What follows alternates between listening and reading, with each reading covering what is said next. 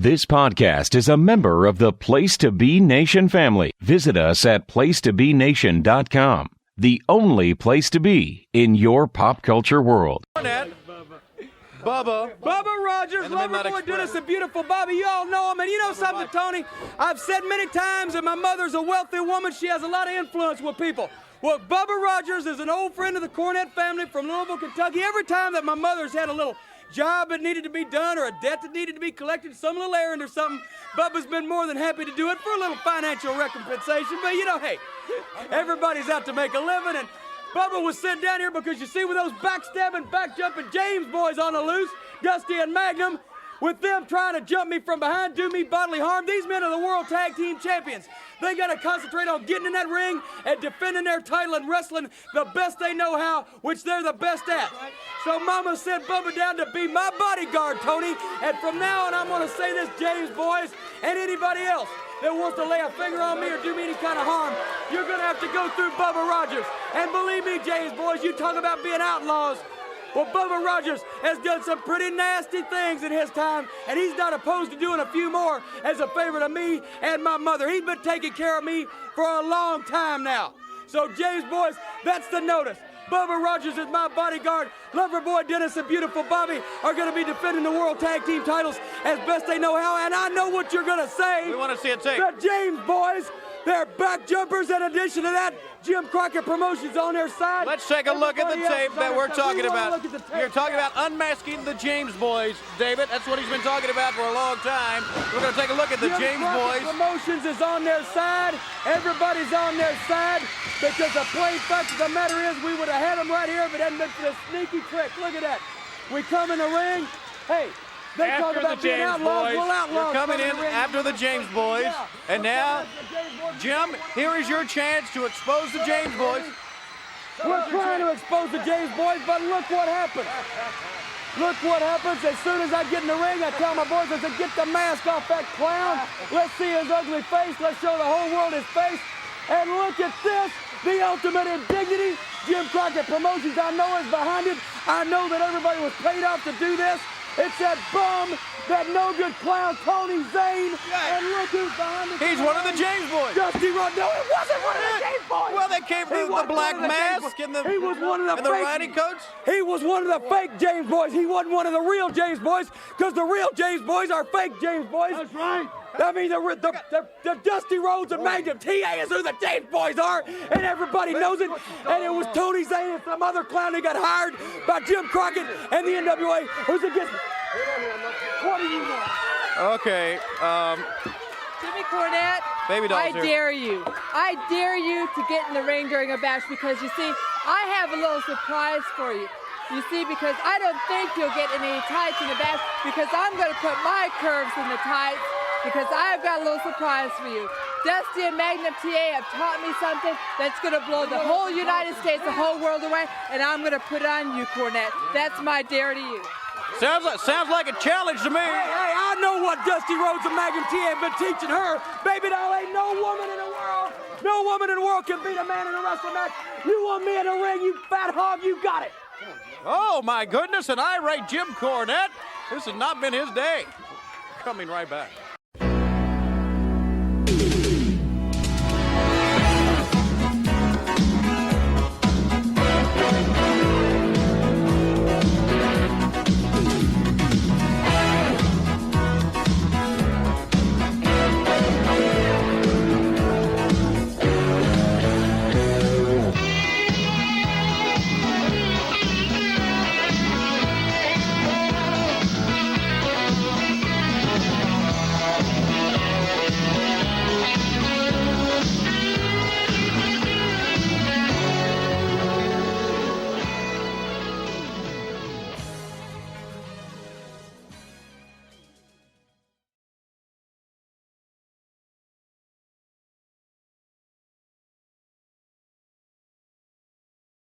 Yep.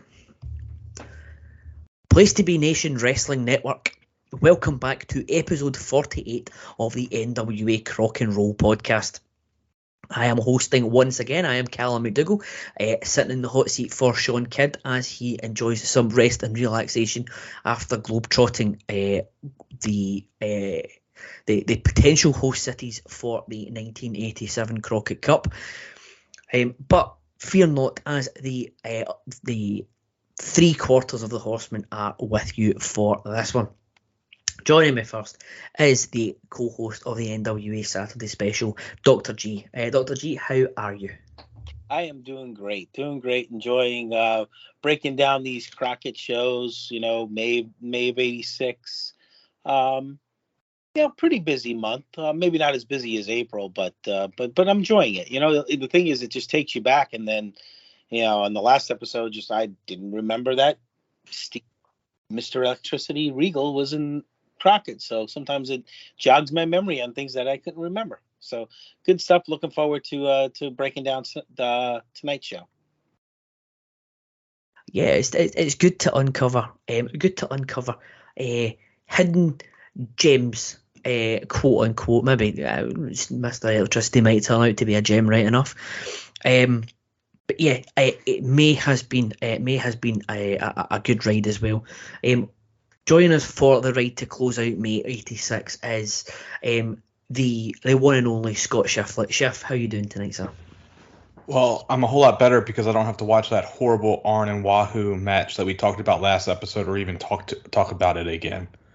That Mr. 2.5 Shawn gave it when it's really a 0.5. Yes, the mysterious 2.25, 2.5 star rating for that one. We still haven't uncovered whether or not it is a typo, whether or not we've watched the same match, and we've not actually uncovered the name of the Mystery Highway to the Impact Zone host that has given it 2.5 stars. So the investigation continues. We'll go SummerSlam 94 and get Leslie Nielsen on the case to try and uncover this one, because it was a mystery to the three of us, but it did lead to one of my all-time favourite couple of minutes on the podcast, where we all collectively ranted about the match and that particular rating as well. Yeah, that is very true. So it's like, yeah, come on, that's a terrible match. Every cloud has a silver lining, but hopefully, this episode, we won't provide you with any strange ratings or rants about how bad things are. And we kick off this episode will fully take place around, or the majority of it will take place around the 31st of May episode of World Championship Wrestling. And we open up the podcast with a promo from Ricky Morton. The segment begins with house show footage from a Ricky Morton-Ric Flair match, which shows a Horseman beatdown and Flair breaking Morton's nose with a knee drop off the second rope whilst Morton is being held down, and then a second one just from the ring, again whilst he's being held down. Morton comes to the desk wearing a mask and has another one in his hand. Morton says that Flair has been out here, out of the podium week after week, putting the Rock and Roll Express down, and that Flair is jealous because he can't beat the Rock and Roll Express. He says that he's had 2 specially made masks made so he can get back in the ring with him, because the way he was brought up, it's an eye for an eye and a tooth for a tooth before walking off. A little bit later on, Flair is out and showing off a brand new custom fitted suit that he says that he's looking much better now than how the Horseman left Ricky Morton looking. He says that Morton is now going to carry around a mark that he will have for the rest of his life because he dared to think he was half the man that Flair is. He says that Morton crossed the line into no man's land, and now that makes him fair game for the 4 Horsemen. He then asked David Crockett to ask him something, and David is only too happy to do so, asking why it took 4 of them to beat down Morton. Flair says that he wasn't in trouble, but that Arn and Tully came down to congratulate him on another great victory, and Morton attacked them. He then makes his first comment in a while about how all of Morton's fans are young girls using a kid's bikini as a prop, which seemed unnecessary as he walks off wooing. 2 good promos, and if you ignore the last 30 seconds of the Flair one, they are even better. Flair had some excellent lines in it, namely the Morton will carry around a mark for the rest of his life because he dared to think he was half the man Flair is, and this was just textbook Flair, giving us a couple of sound bites to remember the promo by. So start off with you, Scott. What are your thoughts on these dueling promos from Ricky Morton and Ric Flair? I love the Horseman beatdown of Morton. Like, he's such like a babyface you can get behind, and them just, holding him down, and while Flair drives the knees in and, quote unquote breaks his nose. And now we see Ricky and he has like the face mask on and like, the black eyes, which, as a kid I'm sure I would have been like, oh my God, look how hurt he is. But now it's like, oh, I can clearly tell that's makeup. Just a great scene. And you stole my favorite line from me, Cal. I'm a little upset that the Horseman came to congratulate Flair for winning. I love that. That was just a great line. And I actually thought it was funny when he brought out the bathing suits for Morton's girlfriends. It's such like a smarmy Flair thing to do. And then Flair said that he's there to stay forever, and he woos, which by the time this airs, Flair may have died at the StarCast event. So we don't know if he's here forever or not.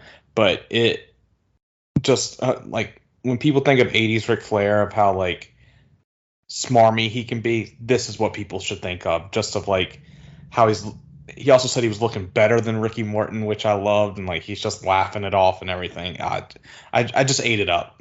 Just not hell of a knockout segment for both Morton and Flair, which I'm shocked this feud is still going, guys, to be completely honest, because it seemed like Flair had moved on to Hulk.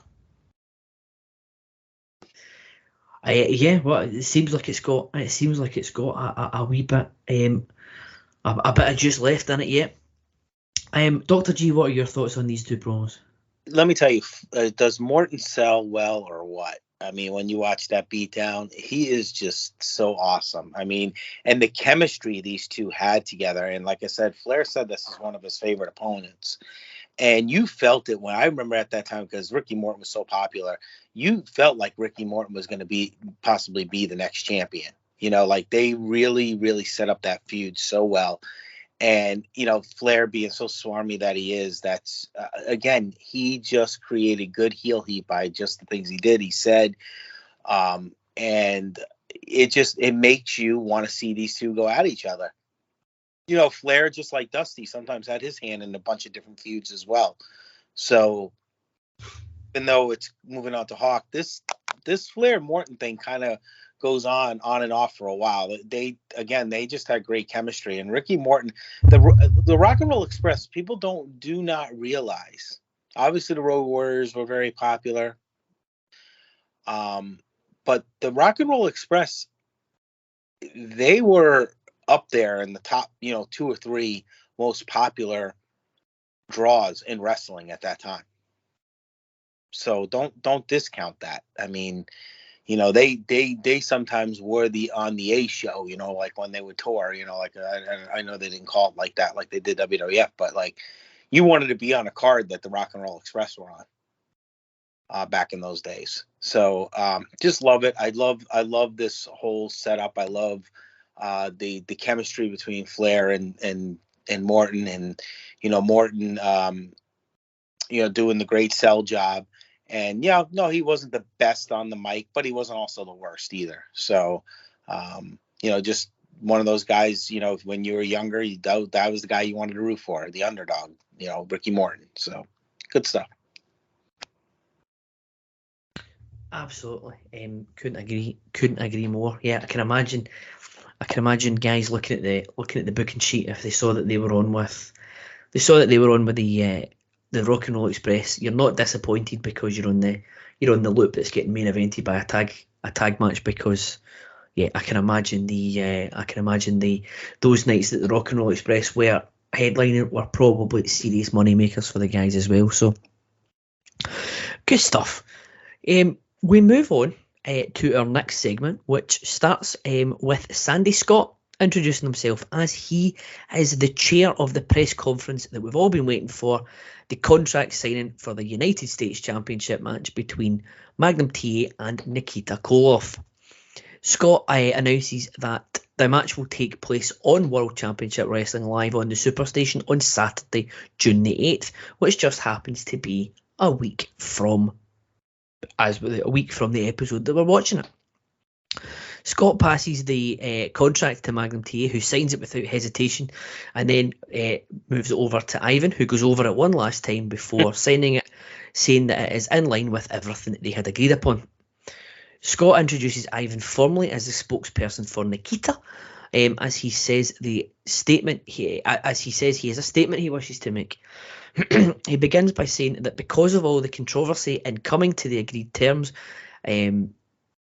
Magnum, despite all the controversy, in coming to the agreed terms, Magnum will finally meet Nikita for the US title, and Nikita will beat him for the US title.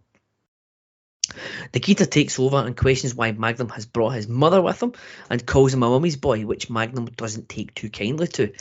Nikita continues on about Magnum's mum and goes one step too far, which leads to Magnum hopping the table and diving on Nikita. Sandy Scott takes a tumble in the ensuing chaos as the Koloffs lead Magnum lane as they walk off. We then head back to the table where Tony has Jim Crockett Jr., who reiterates that we will have the US title match next week in his usual charismatic manner. It's a very straightforward and effective segment, I thought, and another instance of JCP using something like this to great effect. And as I said in the last episode about the Crockett Cup reveal, I'm a sucker for this type of thing, to make it look as if it goes beyond your usual professional wrestling tropes and into something that looks like a legitimate sport. I'm all over that. So I thought this was very good. Dr. G, what are your thoughts on the US title press conference? I'm a sucker. I always loved the press conference thing, and you knew something was always going to happen. That's just the reality of it. But I love, when they pass the contract. I always wonder, what the heck are they really signing? Is it a real contract? I was trying to see, I always wonder what they used for that. But I like when they pass it over to Ivan and he's looking over it intently, and he's it's like really serious. And then of course you knew once he started putting down TA's mom and all that, then you knew where that was going. But again, good heel heat, good stuff, makes the match seem really big. Like this is a big time event. There's a contract that's being signed. The Russians, had to get permission from the Kremlin. They just make it seem like it's bigger than it really is. And the funny thing is that maybe some of the matches between the two weren't always the greatest, but the people wanted to see it, and it put seats in, butts in the seat. So good stuff. I like that. I love this stuff. So I always get a kick out of the whole press conference thing. Yeah, me too. And it did look when I saw I was like you. I was looking intently to see what Ivan was looking over. It looked like a car lease he was signing off with all the information on it. But it makes you think, if he's looking over it, my first thought that Magnum signed that straight away. Magnum has signed up for something he maybe shouldn't have. So we will see if that leads anywhere, if my instincts are correct. Scott, what are your thoughts on the press conference? Not to sound like a broken record, but like these press conferences that aren't in the ring but like somewhere else add like a bit of gravitas to matches. Like I remember Flair does a one on a boat, I think with Flair in the late 80s, and it's just a hell of a visual. But with this one, I loved Magnum getting called a mama's boy, and then Nikita saying woman in the Soviet Union is needed to stay at home. And like, and he goes, that's why it proves that the women in Soviet Union are better than your mother. And then, Nikita, of course, starts fighting him, and the Russians like beat down Magnum. And it was just a great visual. And, we're finally going to have this match next week, which is crazy that they're just giving this away on random TV. I thought it'd be more of a build up, to be honest. I know we've been building to it, but like this seemed like just another step to like, oh, I want it on my terms, quote unquote. Like we signed for the match, but I want it for my terms of like where it will be. Maybe that's in the contract that Magnum didn't read with this 15% APR rating. But no, it's I'm looking forward to this match because it's been a lot of build up. So, and I can't believe it's just happening so soon.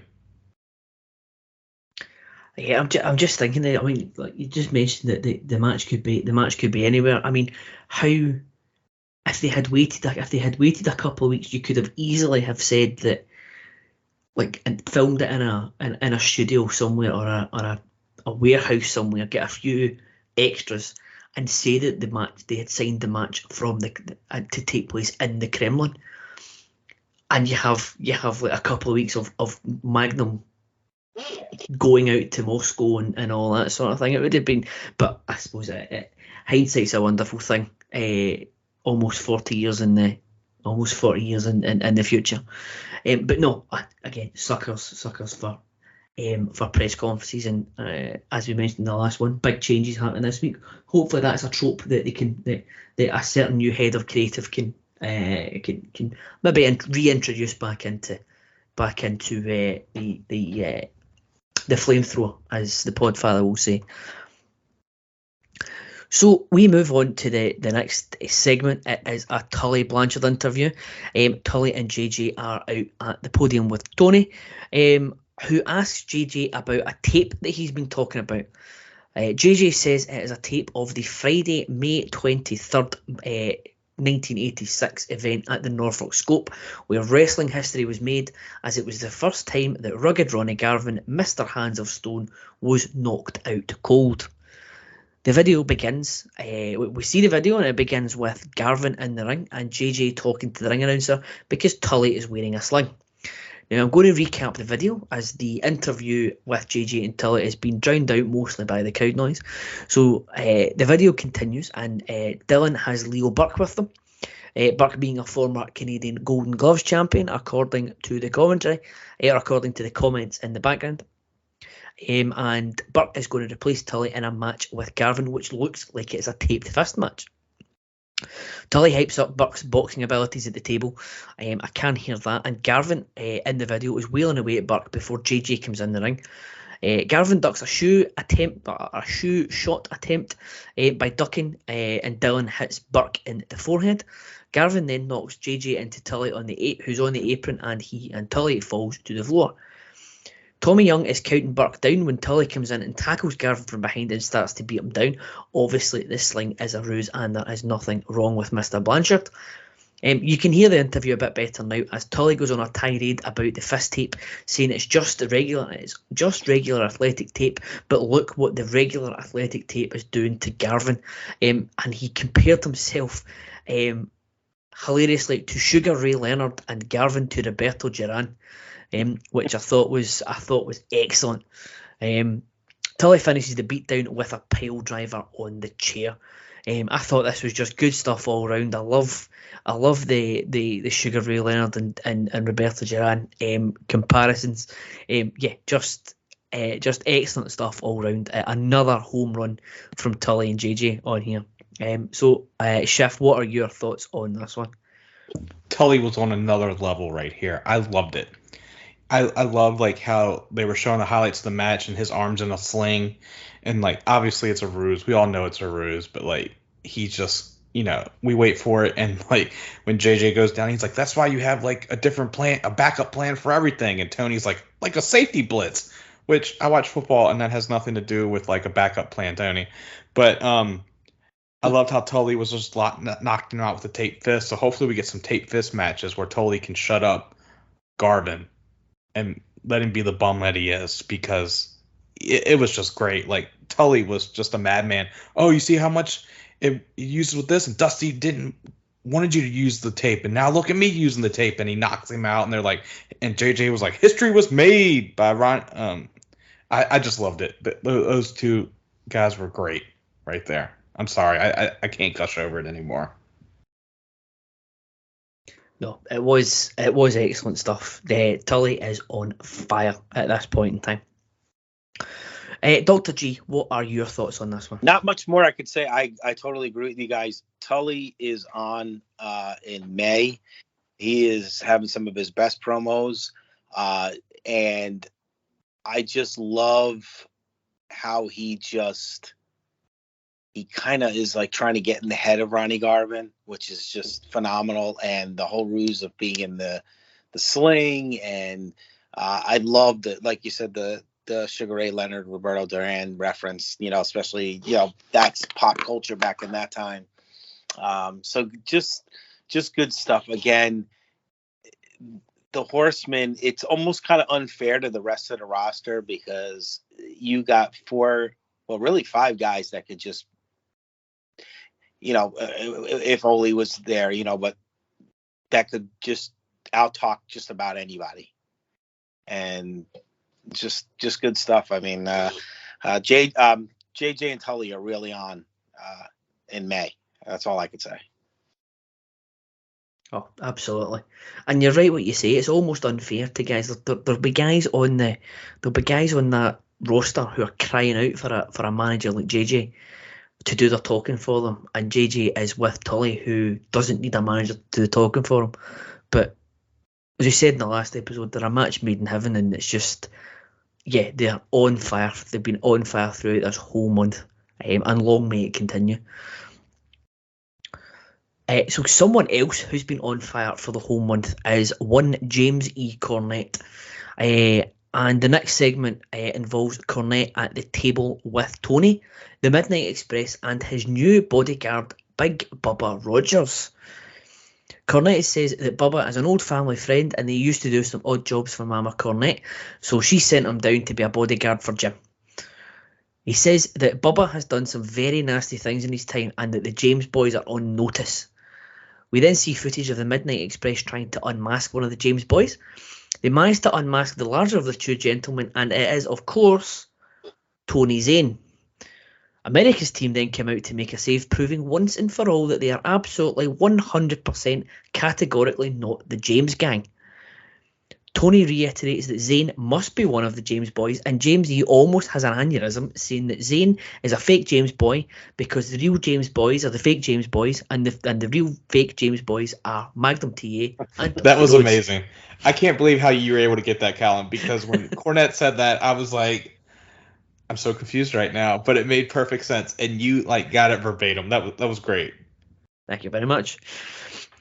Cornette's evening is about to get even better as Baby Doll makes her way out to the podium.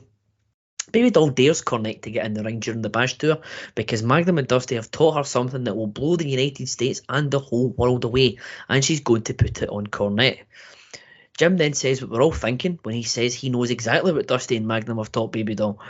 And he says that no woman can beat a man in a wrestling match, and he accepts her challenge for the Great American Bash. So Jim Cornette against Baby Doll is on for the Bash Tour.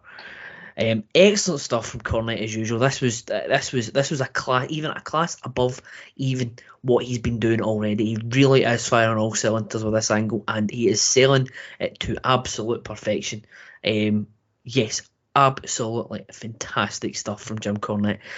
Dr. G, what are your thoughts on it? I love Jim Cornette. I mean, and he talks so fast, and he gets everything out. The whole thing with the James boys, it's just making him crazy. Look at Bubba Rogers. I mean, look how young he looked there, right? I mean, it's crazy to the future big boss man there. But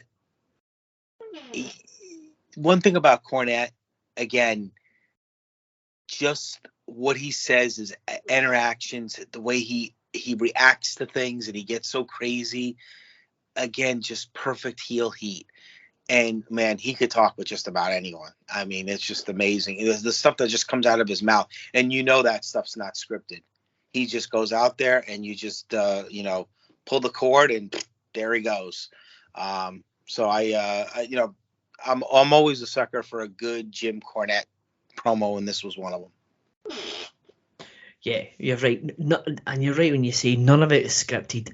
He talks so fast, but even the bit where he's talking about the real and the fake James boys, he knows exactly what he's saying. That came out exactly as he planned. It was just, he is absolutely excellent at this time. Scott, what are your thoughts on it? Outside of me, telling you how great you did right there, him saying that Bubba was an old friend of the family, which, I guess they never really said what Mama Cornette did, but it made it sound like Big Bubba was like collecting sports gambling debts from me and Jacob Williams, and by breaking legs when we didn't pay. So I love that he's like, now that he's sent down to take care of the James boys, and I love like the fake unmasking and like Cornette just losing his damn mind over this, and him like shitting on Baby Doll. Oh, I'm sure Magnum and Dusty taught you some moves. Oh God, I lost it with that. But I said last episode maybe we're gonna get a Cornette and Baby Doll confrontation, but it looks like it's gonna be a full blown match and should be interesting. Hopefully Bubba's there to take care of his man. That's all I'm saying. That is you called it, and we can only wait and see how Bubba and Baby Doll, or how Bubba deals with Baby Doll at the Great American Bash. Now, speaking of the Great American Bash, Tony and David are at the podium for our next segment, recapping what we already know about the Great American Bash tour, and then throw us to a video announcement from NWA President Bob Geigel regarding Ric Flair and the World Heavyweight title when it comes to the tour. Geigel hypes up that the tour is going to 14 different cities, and this tour will be one of the biggest and most spectacular presentations in the history of professional wrestling. He then announces that Flair will take on Road Warrior Hawk in Philadelphia on the first night of the tour. The interviewer, who, apologies, I don't know the name of and I don't recognise him, so answers on a postcard, tells us that Flair is currently due to defend the title 14 times in 30 days, and asks what would happen to the remaining title defences in the event that Flair was to lose the title at some point during the tour. A very valid question indeed. Geigel tells us that this will absolutely tax the champion, and the new champion will automatically step in to the remaining bookings as world champion if a title change was to occur. Geigel then takes some time to congratulate Jim Crockett Promotions on the tremendous presentation that he is undertaking.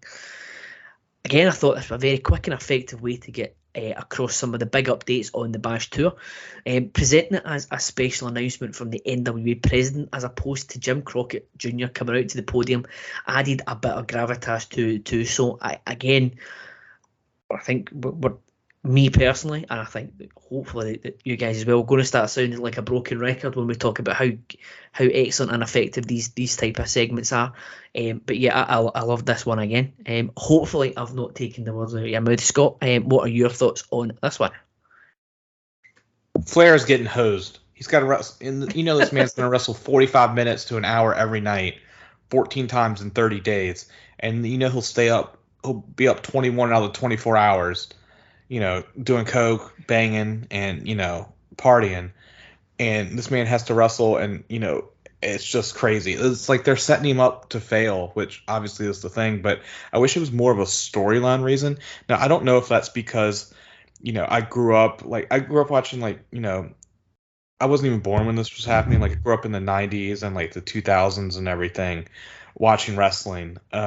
So I would like to more if there was a storyline reason for Flair saying oh, no one can beat me for the title, and maybe him and Crockett have a thing where he's like, all right, you'll wrestle 6 times, and Flair's like, make it 7, and then what about 8 and then 10, then they get to 14 and you see that Flair's scared instead of them just announcing Bob Geigel, who has the personality of a door stopper, who's doing this announcing for us. But Flair's really going to show that he's the best in the world 14 times in 30 days in hot ass outside all over the Southeast.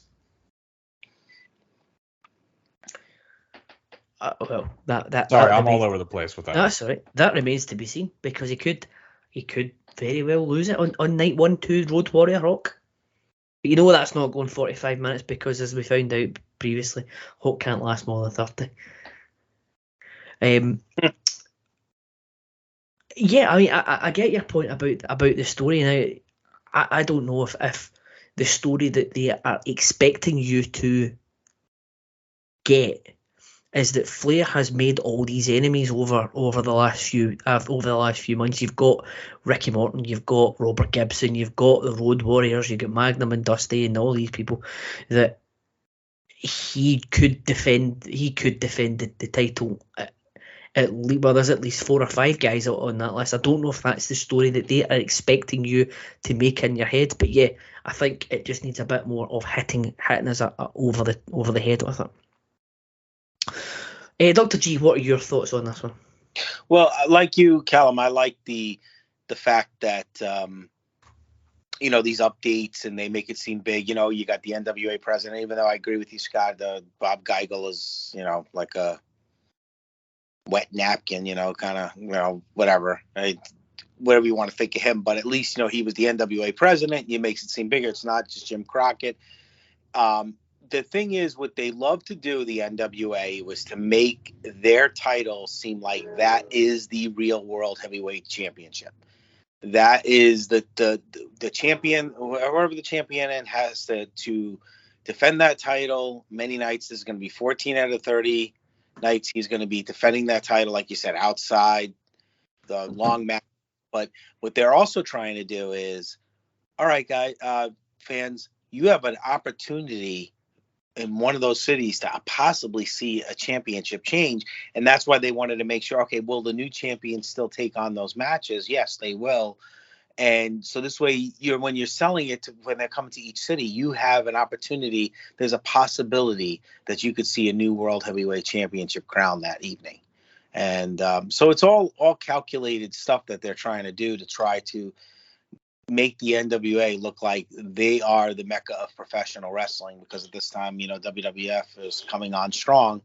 But we this is where the real champions reside, here in the NWA. That's basically what they try to do when trying to pump up these things, do these updates, do these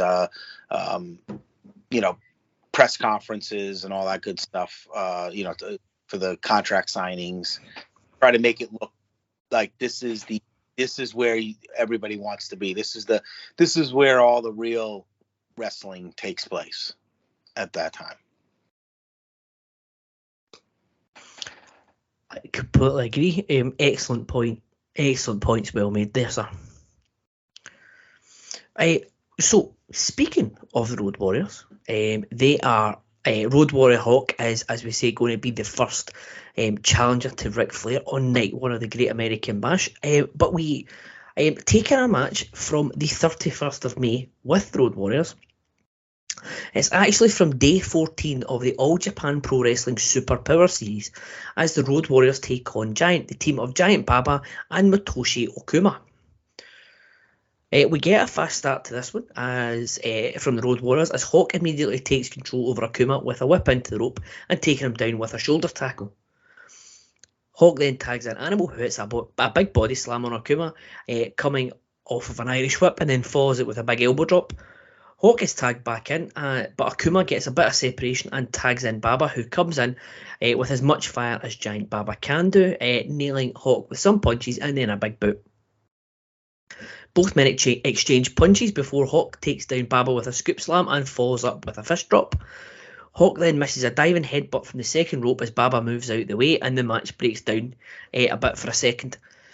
Hawk makes the tag to Animal, who takes down Baba with a big chop, and both men make tags to their partners. Hawk takes Okuma down with a big scoop slam and follows that up with a fist drop and a huge clothesline. Hawk then tags Animal back in as the Road Warriors double team Okuma, which ends up with Animal hitting a power slam from the second rope for the win. A really good outing here for the Road Warriors. It was a glorified squash match, but it did have a lot in it, given that it was only 2 minutes and 43 seconds in length. I actually went 1.75 on this one, only because it was quite short, but it did what it needed to do, and I thought it was a very enjoyable squash match while it lasted. So I'll go to Dr. G first. What are your thoughts on this one? I went 2 stars. Just an average match. Kind of a squash match, which I was kind of shocked with Baba in it, just because of who he was. I mean, again, he doesn't do anything for me.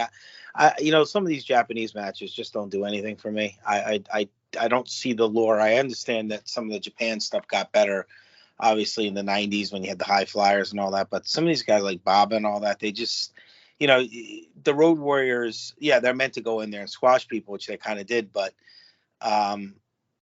putting them in there, it just seemed very, at times it was just kind of slow and prodding, but I mean, it wasn't the worst thing I saw. That's why I gave it 2 stars, just because I always enjoy a good Road Warriors, squash in the end. But you can't really say much more than that. I mean, it was just okay. It's hard, when you're watching some of that, because you obviously, again, I like the announcing, and I obviously couldn't understand the announcing. And I know we get some of the matches where we don't have announcing at all. Yeah, I mean, 2 stars. I wouldn't go any more than that, to be honest. But it was something like, it wasn't like I was turning away looking at my phone like I would in a Wahoo match. But no, it was good. And I love the Road Warriors. So anytime I can see the Road Warriors, it probably went a little too high. I guess, again, splitting hairs, you did 1.75. I do doing 2, but nothing offensive, but nothing like, I got to go back and see this match again. You know what I'm saying? Mm-hmm. Oh, no, that's absolutely valid comments. I could have been pushed to go 2 stars myself, but so it's in that ballpark. So 2 stars for Dr. G, 1.75 for myself, and Shawn gave this one 1.5 stars in a note that he sent to me. So that's your range, Scott. What did you think of this match? I'm coming in hot with Dr. G right now. I gave this 2. Nice. It started off with a nice shoulder block at the start from Hulk. And then, as I call him, Creator Baba, because he looks like a creator wrestler from the PS2 wrestling games, which I think is just a joke Callum would get. But he just looks so awkward in the ring. But Hulk was killing Okuyama. Did I say that correctly? But they were just beating the hell out of him. And the super slam from the middle turnbuckle, I wish the Road Warriors would have done that in Crockett, because that looked really tough. I know that was probably bad on their knees, but I would just be like your super special move you bring out in like against the Horsemen or something. But this had more action in 4 minutes than that abomination I had to watch last episode with Arn and Wahoo. There was no smoke breaks to the outside. No BS ending. It was great. I love this. I was down to see more of Road Warriors killing people. Yeah, I love Road Warriors. I agree. I mean, that shoulder tackle you mentioned right at the very start, that was immediately within the first 5 seconds of the match was more high impact stuff than we saw in that whole Arn Wahoo match from before. Now, Scott, you mentioned that you wanted to see more of the Road Warriors killing people. From the same day, 31st of May, All Japan TV TV show, there is a match between the Road Warriors against the team of Ishin Gundan, which is Animal Hamaguchi and Riki Choshu. This actually came from the day before the Superpower Series Day 13, but obviously aired on the 31st. Road Warriors, I noticed, come out with the Crockett Cup in tow, which I think is pretty cool. Normally you see them with a trophy at the end of the final match on the show, and then it's forgotten about. But the Warriors are actually lugging it around the world with them, and it's not a small bit of kit. And before I continue, for the avoidance of doubt, just to clear things up before it gets messy, I will call Road Warrior Animal, and Animal Hamaguchi, so I don't think it. I started off, I had to make the distinction after I started my notes there. Hawk begins this match in the same way as before, taking Choshu down before the streamers are even cleared from the ring with a big shoulder tackle. He then presses Choshu above his head, which is very impressive because Ricky is not a small man by any means, and drops him in a press slam before tagging in Animal, who proceeds to hit Choshu with a big body slam off an Irish whip and the big elbow drop. Choshu moves out of the way of a second elbow drop, which allows him to hit Animal with a big running clothesline, which Animal pops right up of, but does sell that he's been hit with a big move, and tags in Hawk. So only half a no sell from Animal, but that was a vicious looking clothesline. Choshu counters Hawk's offense and tags in Hamaguchi, but Hawk quickly takes over, following a brief bit of offense from Hamaguchi. The match slows down momentarily, but Animal is tagged back in and takes down his namesake with a drop kick to regain control. Hawk is tagged back in for a double team move, a double team atomic drop flying punch combo move.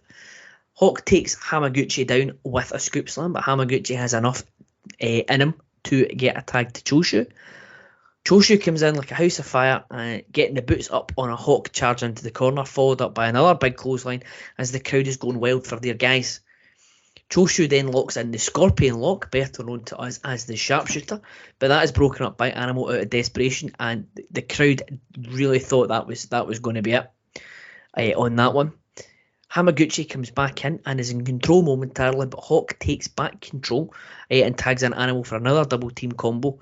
This time Hawk has Hamaguchi up on his shoulders in a razor's edge like position. An Animal comes off the second rope with a double axe handle, and it turned into a sort of double axe handle dominator type move. Looking to inflict more punishment, Animal lifts up Hamaguchi for an impressive press slam, then tags Hawk back in, who immediately comes off the top rope with a big splash which covers over half the ring. Hamaguchi was absolutely miles away from him. He's almost in the opposite corner. Choshu tried to break up the cover, but it was too late as Hawk gets the 3 count. Again, another great match given the time involved. There was a lot of notes there. They packed in a lot for 3 minutes and 54 seconds. This was a bit less of a squash than the last one. Choshu looked very good in the short burst that he had in the ring. I'm going to go a bit higher on this one, 2.25 for me. Again, it's really only downrated because of the length and not the content. The content within the match itself was really good. So I'll go to you first, Dr. G. What are your thoughts on this one? I went 2 stars on it. I love watching the Road Warriors, especially, just beat the heck out of people. So it's just good stuff. I mean, kind of, I see where you went. I could maybe have gone a little higher because I guess a little bit better than the first match. I'm going to amend it. I'm going to go 2.25 stars because I think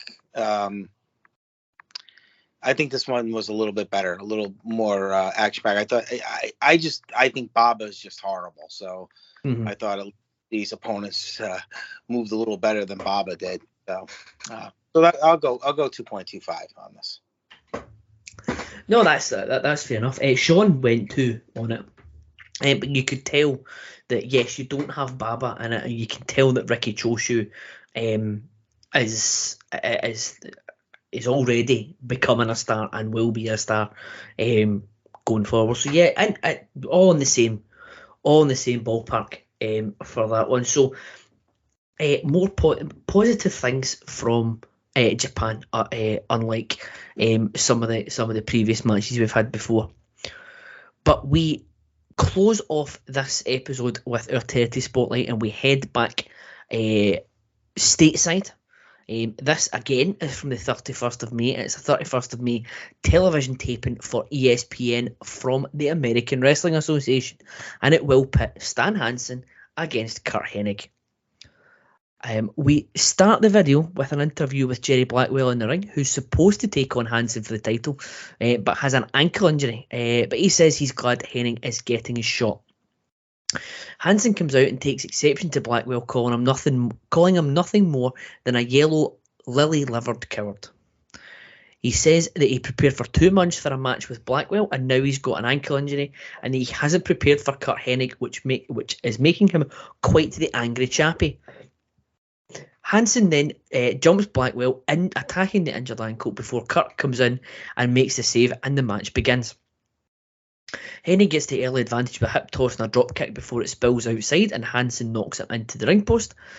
Hansen then turns his attention to Blackwell, giving him repeated shots with a chair to the injured ankle.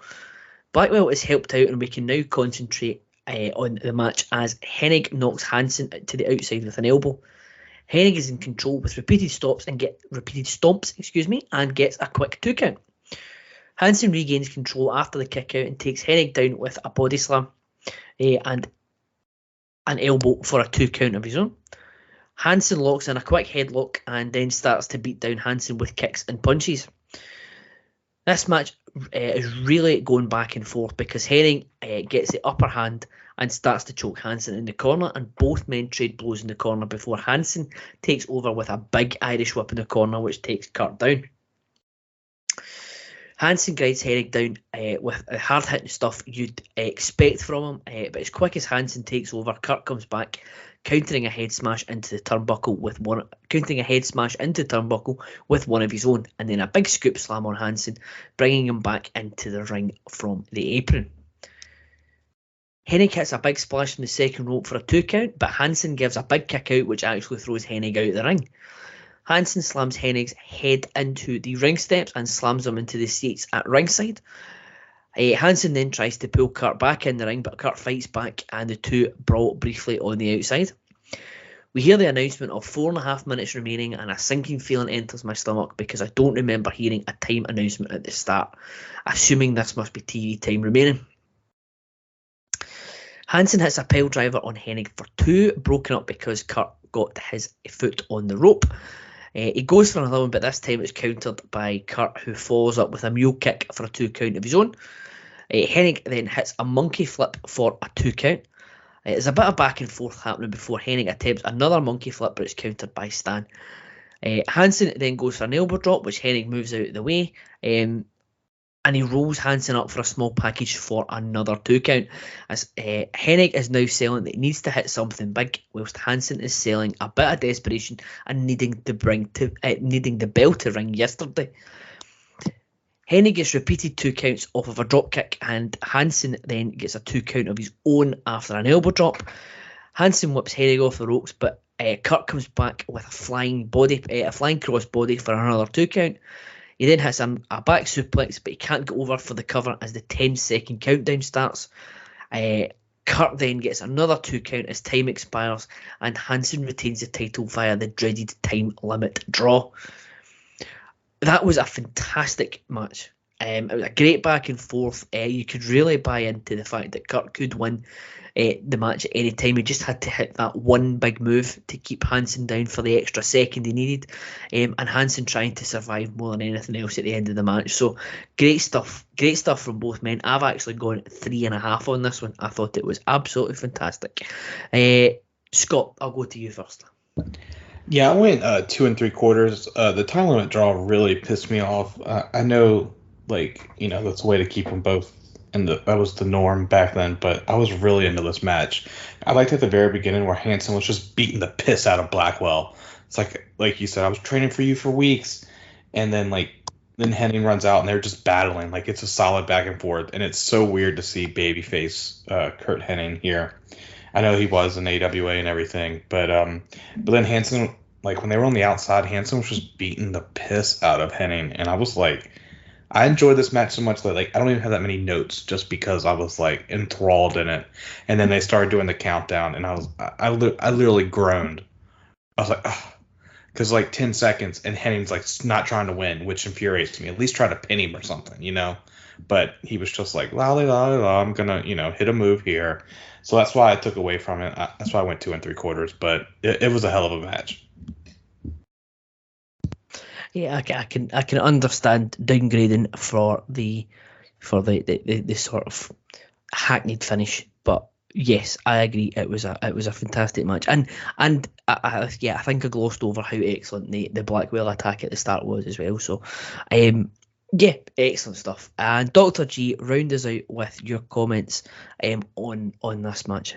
I went at 3.5 like you did, Callum, and I like you said, I like the way they set it up with then him attacking Blackwell and then Curt Hennig coming in pretty hot, Hansen beating the hell out of him, which is what you want. You see, you want to have that good baby face, get beat down so they can come back. A little disappointing at the end. Now, again, this happened a lot in those days because if the championship wasn't gonna change hands, it leaves everybody looking good in the end. But I agree with you. I think the only disappointing, probably what prevented me from going 4 stars on it, was the fact that Hennig could have done a little bit more, like he was going to try to pin him, instead of just kind of letting the time run out. So I agree with you, Scott, on that probably prevented me from going higher on this match. But I agree with you. I didn't have a lot of notes because I was enjoying it. just very action-packed. The crowd, AWA crowd sometimes are not as hot as some of the other territories, but for this match they were. And Hansen did a pretty good job working with Curt Hennig. Curt, you could see how great he was, at that time, and even we've seen even later in his career. So I really I enjoyed this one a lot. Because sometimes when you see the AWA matches, I'm like, we're gonna get some boring, but this was not boring at all. No, absolutely not. And you can. We saw not so Mr. Perfect Jerry Stubbs on the last one, and we've now got the real Mr. Perfect, that we all know and love, and he pulls out a typical Mr. Perfect performance. So great stuff all round. I can also confirm that Shawn went 3.5 on this one as well. So yeah. I think it's everyone fair comments all round. I can see why the time limit draw has knocked it down for you, Chef. But that closes up another month of television for Crockett. That has now come to the completion of May of 1986. Now we will round up some awards, aggregated awards for the last 2 episodes. So the first award up is the David Crockett Award for the best overall moment. Now I think there's plenty to choose from, but I think I'm actually going to change my mind on the spot here and go with the Tully, Garvin, Leo Burke angle from the 31st World Championship Wrestling. Dr. G, what are you thinking on that one? I agree with you. Scott? Yeah, a close one is Flair re-breaking Morton's nose, but it's a good one.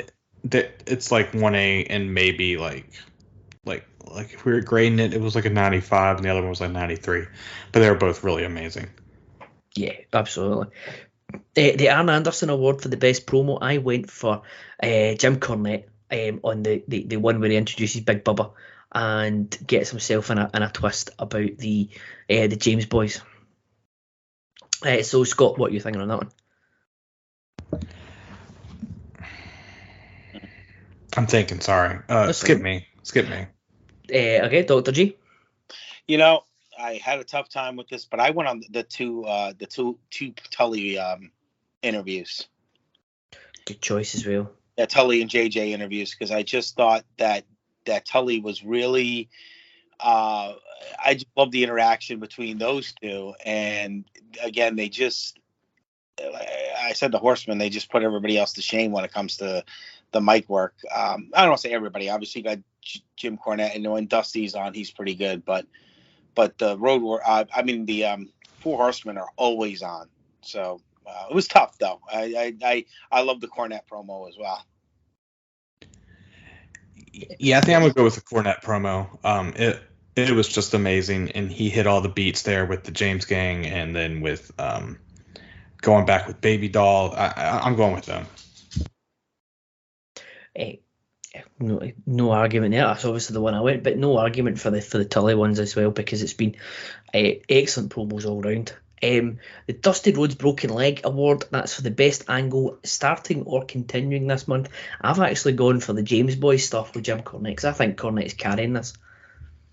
Dr. G, what you got? I agree. I like that.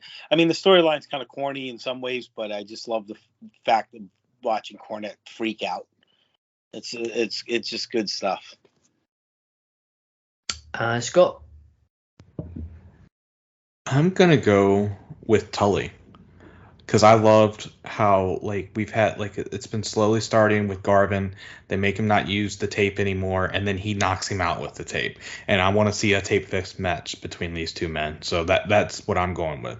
And the second would be actually Nikita and Magnum, because we're finally hitting the peak of this feud. Yeah, I mean, honestly, I tell you, really, all three could be considered fair point on for everyone. I mean, there's nothing you could argue with there. Yeah, I think other than really, I don't think there's many wrong answers unless you went Wahoo and Garvin or the Steve Regal introduction. I don't think there's really any wrong answers on this one. The Magnum TA award for the best match, I've gone for Hennig and Hansen. I don't think anything comes close really close to touching it. Dr. G? I agree. There's nothing that comes close that we've watched. Let's make it 3 in a row. I don't think there's going to be any dispute on this one. The Jimmy Valiant Award for worst match, I have gone Wahoo and Arn, as much as it pains me to put Arn in the worst match. Can we name it the Wahoo Award? We would, if not for this next one. The Wahoo Award for the least valuable player of the month, I have gone with Wahoo McDaniel. Yes. Yep. I think we're all in agreement on that one. He's like the Razzies of these awards. He is a walking Razzie.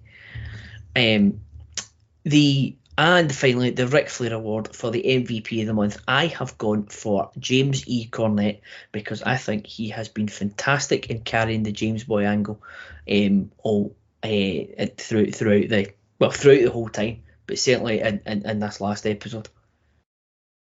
Dr. G, what are you thinking? Oh, I'm having a tough time with this one.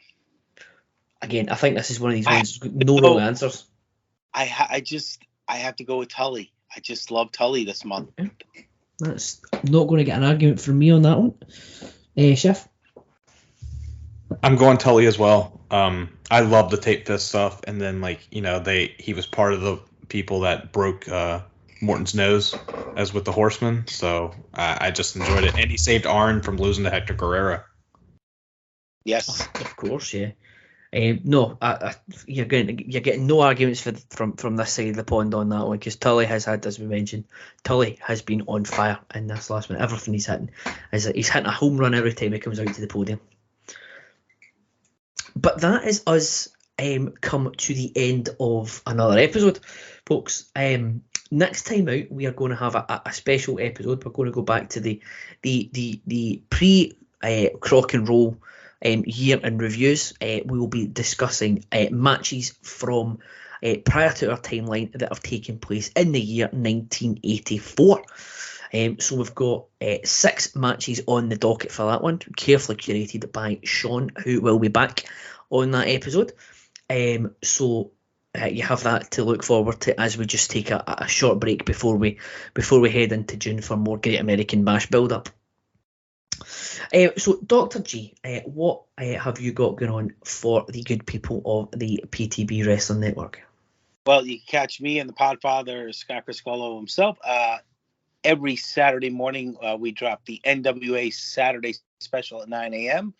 Get your coffee ready, your donuts, whatever you want to eat for breakfast, and listen to us break down the new NWA as we head towards NWA 74.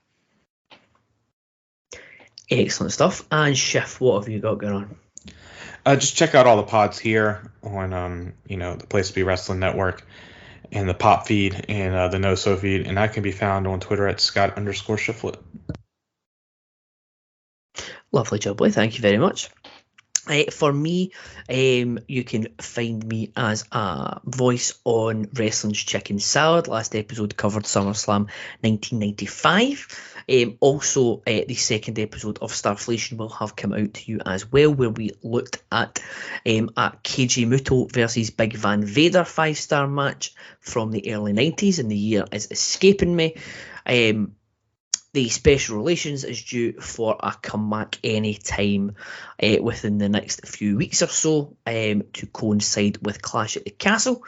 And if you could like, follow and subscribe any and or all of our streaming accounts, twitch.tv/Place to Be Nation, Place to Be Nation, all one word, on YouTube, facebook.com/PTBN Live, or at PTBN YouTube on Twitter. It would be greatly appreciated. But that, as I say, rounds up another episode of NWA Crock and Roll. We will be back in 2 weeks for that special episode where we look at the year 1984 with some of our Crockett favourites, and some hidden gems in there as well. So we look forward to bringing you that in a couple of weeks' time. I believe we've got a special episode lined up for episode 50 also, but we'll be back just giving you a breather before we head into June of 1986. But until next time, we'll see you in 2 weeks.